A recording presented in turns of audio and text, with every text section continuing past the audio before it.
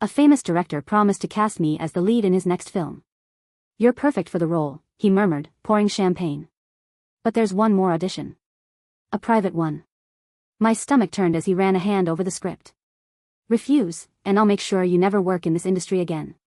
My hands trembled, but then my eyes fell on a hidden camera in the corner. Smiling, I leaned closer and whispered, actually, this scene has a twist ending. The next morning, his career was over. And mine was just beginning. I always knew Hollywood was dirty. But I didn't know how dirty until I was right in the middle of it, staring into the eyes of a man who thought he owned me. For years, I had clawed my way through this industry. I wasn't famous, but I had made it far enough that people almost recognized me. A few supporting roles, a handful of commercials, a couple of indie films that made a splash at Sundance but never went mainstream.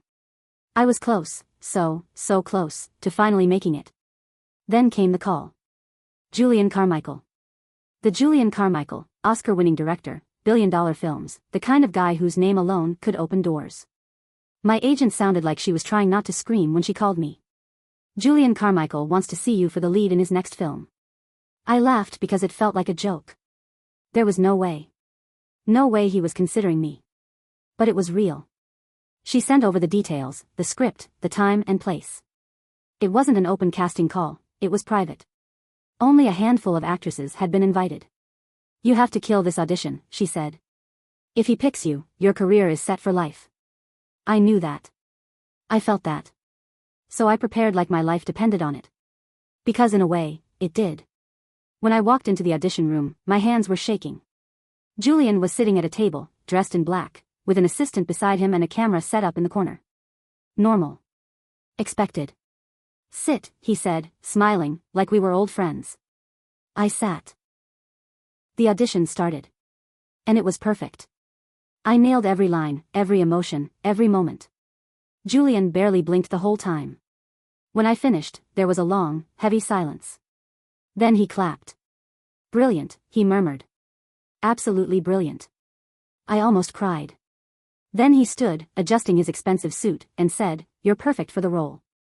But I stopped breathing. There's one more audition. My stomach twisted. A private one. There it was. The shift. The thing every actress fears but pretends won't happen to them. I prayed I was wrong. I prayed he meant a screen test, or maybe a meeting with the producers, something normal. My penthouse. Tomorrow night. Champagne will be waiting. My skin went cold. I forced a smile. Of course, I said. Because what else do you say? No, thanks, I'd rather stay poor. He handed me a card with the address. Don't be late, he said. The whole way home, I felt sick. I stared at that card like it was a death sentence. I knew what was going to happen.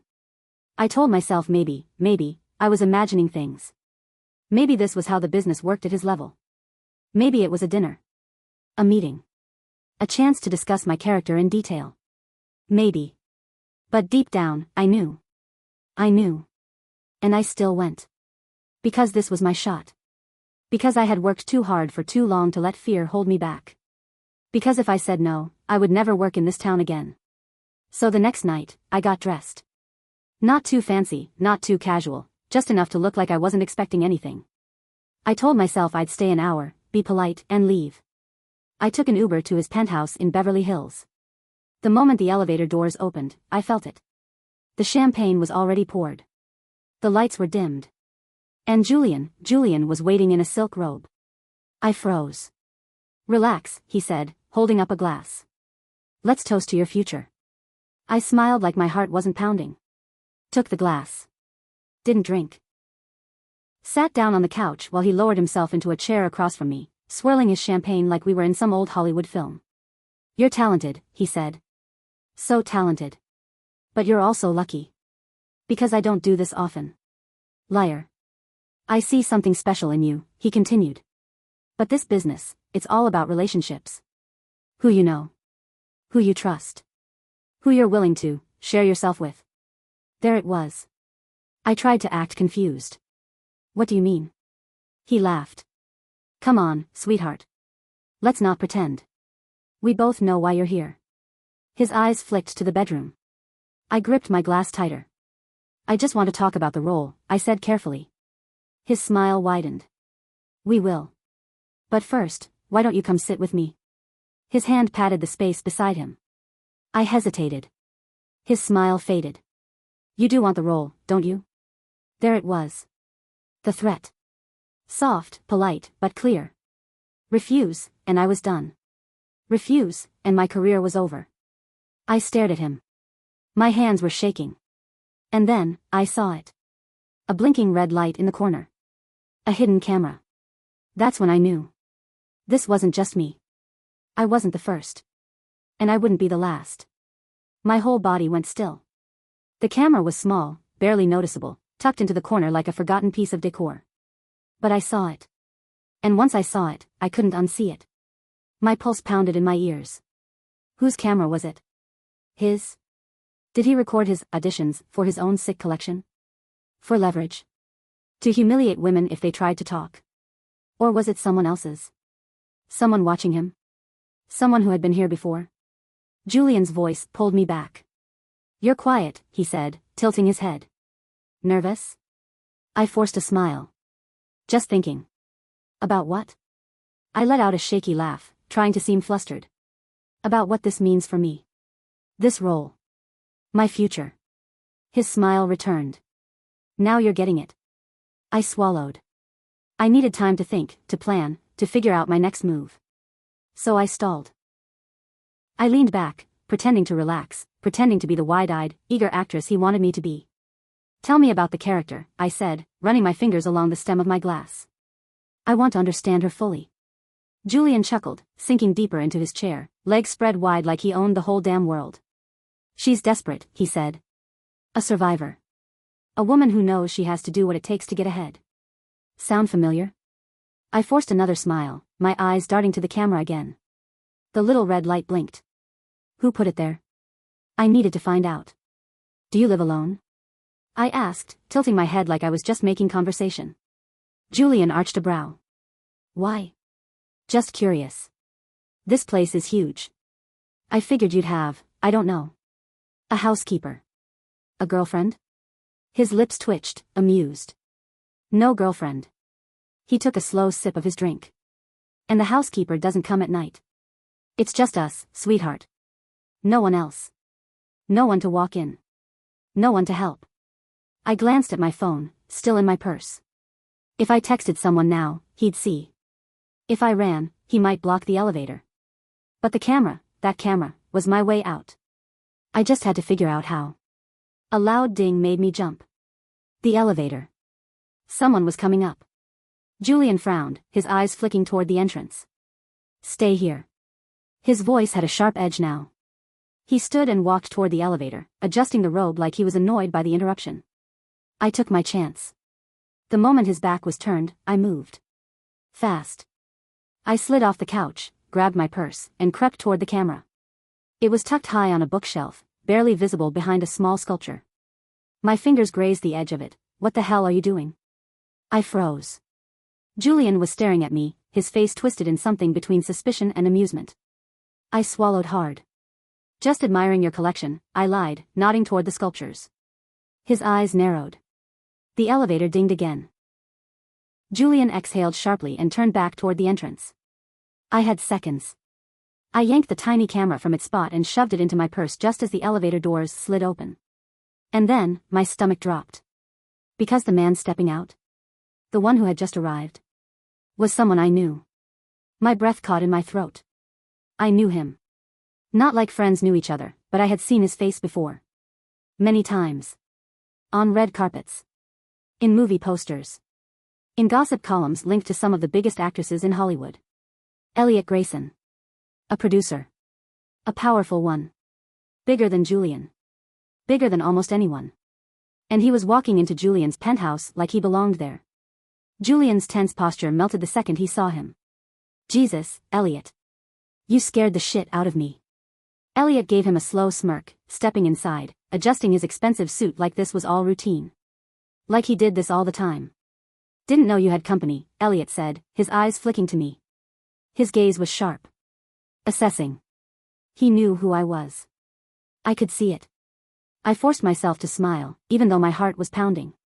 I was just about to leave, I said quickly, clutching my purse. Julian's face darkened.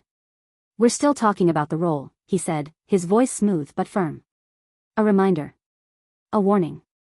Elliot walked further in, glancing around. His eyes stopped on the empty champagne flute beside me. The one I hadn't touched. A long silence stretched between the three of us. So, Elliot said finally, looking at Julian. Is she staying? Julian hesitated. Something passed between them. Something unspoken. And that's when I realized, this wasn't just Julian. It was him, too. Maybe more. Maybe worse.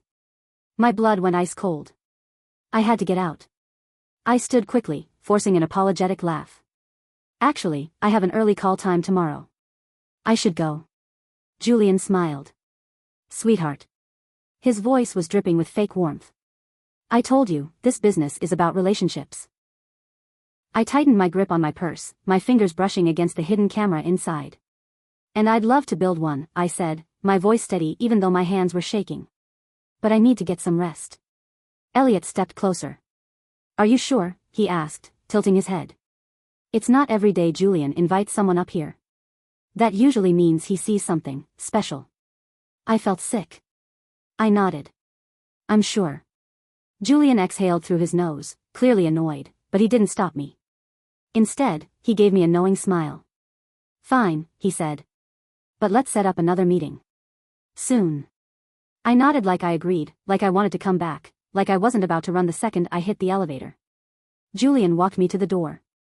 And right before I stepped inside, he leaned in. Think about what this role means for you, he murmured. Think about what I can do for you. I forced a smile. And as the elevator doors slid shut, I let my face fall. I clutched my purse tighter, feeling the small hidden camera inside. Because now, I had proof. But I also had a target on my back. I didn't sleep that night. I sat on my bed, the tiny hidden camera in my hand, playing back what I had stolen from Julian's penthouse. There wasn't much. Just blurry footage of him offering me champagne, his voice oozing with fake charm. But the way he spoke, the implication of what he was asking, it was enough to destroy him if I used it right. The real problem? Elliot Grayson. Julian was bad, but Elliot was worse. He wasn't just a big-name producer. He was a kingmaker. The kind of man who could kill a career with a whisper. He was the real reason actresses disappeared from Hollywood overnight, their names never spoken again. And now? Now he knew I knew. I checked my phone. A text from an unknown number, we should talk. No name. No context. But I knew exactly who it was. The meeting was in a high-end restaurant in Beverly Hills. The kind of place where deals were made in hushed voices over overpriced wine. Elliot was already there when I arrived, sitting at a private booth, cool as ever. He looked up, smiled like we were old friends. Glad you came. I slid into the seat, my heart hammering. I didn't have a choice, I said. His smile didn't fade. Everyone has a choice, darling. That's what this business is about. Choices. I didn't touch the menu. So what's this about? I asked. He leaned forward, folding his hands. Julian likes you. That's rare. He's a great director, but he can be difficult. You made an impression. I said nothing. But then you left so abruptly, he continued, tilting his head. Made me wonder if there was a misunderstanding. I clenched my hands under the table. There was no misunderstanding, I said. No? His smile remained, but his eyes were sharp. Then tell me, what did you take from his penthouse? My stomach dropped. He knew. I tried to play dumb. What are you talking about? Elliot sighed, shaking his head like I was a child. Julian may be reckless, but I'm not. We check our cameras regularly. One was missing after you left. Now, I can only assume you took it. He sat back, swirling his wine glass. You don't want to play this game with me, he said softly. If you leak anything, it won't be Julian's career that ends, it'll be yours. I felt my hands go cold. So that's it? I asked. Threaten me into silence? It's not a threat, Elliot said. It's business. He reached into his jacket, pulled out a check, and slid it across the table. I glanced at it. $5 million. Take it, he said. Walk away. Forget all of this. Focus on your career. My heart pounded. This was it. My way out. I could take the money. Stay quiet. No one would ever know. And Julian would keep doing what he did. To other women. To actresses just like me. I looked up at Elliot. I need time to think, I said. He smirked. Of course. But don't take too long. I pocketed the check, stood up, and walked out. I didn't go home. I went to the press. The biggest news outlet I could find. I showed them everything. The footage. The texts. The check. At first, they hesitated. Julian was powerful. Elliot was untouchable. But then I said 2 words, I'm not alone. Because I wasn't. I wasn't the first woman Julian had lured to his penthouse. I wasn't the first actress Elliot had tried to buy off. And once one woman speaks up, others follow. It started with an article. Then a flood of accusations. Then, absolute chaos. Julian denied it, of course. So did Elliot. They called me a liar, a desperate actress trying to ruin great men. Until the other women came forward. Until one of Julian's former assistants leaked his own recordings. Until it became impossible to deny. And just like that, the biggest names in Hollywood fell. Julian. Elliot. Every man who had enabled them. Gone. Careers destroyed. Reputations shattered. And me? I thought my career was over. I was blacklisted for months. Agents stopped calling. Casting directors wouldn't touch me. But then something changed. Women in the industry rallied behind me. Directors who wanted real change offered me roles. Studios started cleaning house. And one day, I got a call. A director I had always admired. A woman. I have a role for you, she said. It's about a woman who takes down powerful men. Interested? I smiled. Actually, I said, that sounds like a role I was born to play.